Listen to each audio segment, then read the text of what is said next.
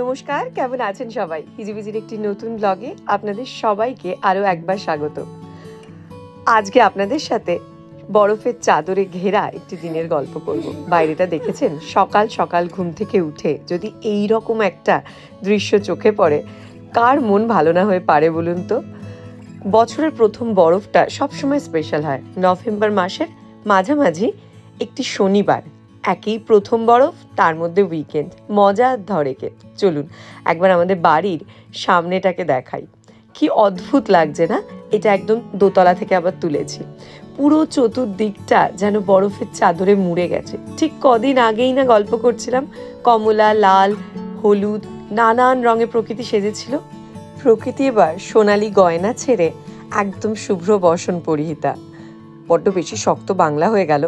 এরকম একটা ওয়েদারে সকাল সকাল কাঁচের ঘরটায় বসে বাইরের প্রকৃতি আর সাথে গরম গরম ম্যাগি স্যুপ, এ যেন এক দারুণ ব্যাপার, একটা পারফেক্ট ছুটির দিন। তবে আমাদের প্রচুর প্ল্যান, আমাদের না, আমাদের জিনু মহারাজের।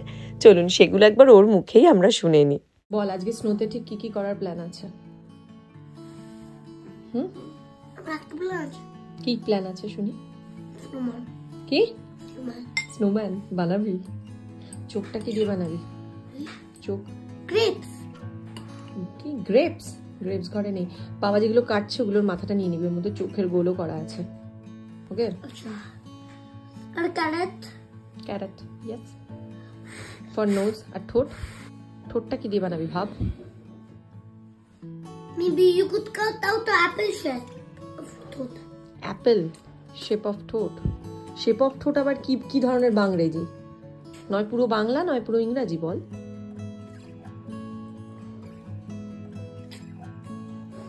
ভাব ভাব কি করা যায়, একটু মাথায় হাত দিয়ে ভাব, তাহলে মাথায় একটু ঝাঁকুনি লাগবে, বুদ্ধিটা বেরোবে। এরকম এরকম করে, এরকম এরকম করে ভাব। এটা কি হচ্ছে বাবা? কি দেখাচ্ছিস? Remember the story of the magical snowman? Yes. আগের বারের স্নোবারটা এখন হাঁটতে পারে। হাঁটতে পারে? এটা স্নোম্যানের পায়ের ছাপ মনে হচ্ছে। এর পায়টা এত বড় কার পা হবে? না, ও কালকে ম্যাজিক্যাল স্নোম্যান পড়েছে না। ওকে, আচ্ছা, ম্যাজিক্যাল স্নোম্যানের মনে হচ্ছে পায়ের ছাপ। কোন জুতোটা তুই পরবি? কিন্তু চল চল, ওটা তোর না, ওটা মায়ের। বাবা, ওটা মায়ের। ভালো করে ভাব। ভূতের ছাপ, ভূতের পা হতে পারে, ম্যাজিক্যাল স্নোম্যানও হতে পারে।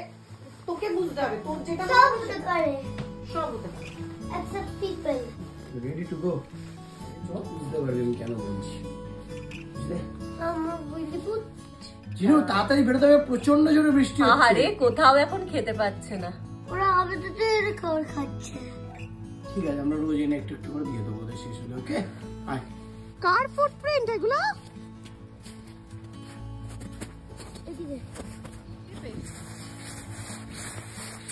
হাত চেপে, হাত চেপে। আমার মুখে ছুঁড়েছিস, তোকে মুখে দেবই আমি। মোবাইল ঢুকে গেছে, মোবাইল ঢুকে গেছে ওখানে। তুমি তো গেছিস। আরে মোবাইল ঢুকে গেছে, মুখে ছুঁড়েছে।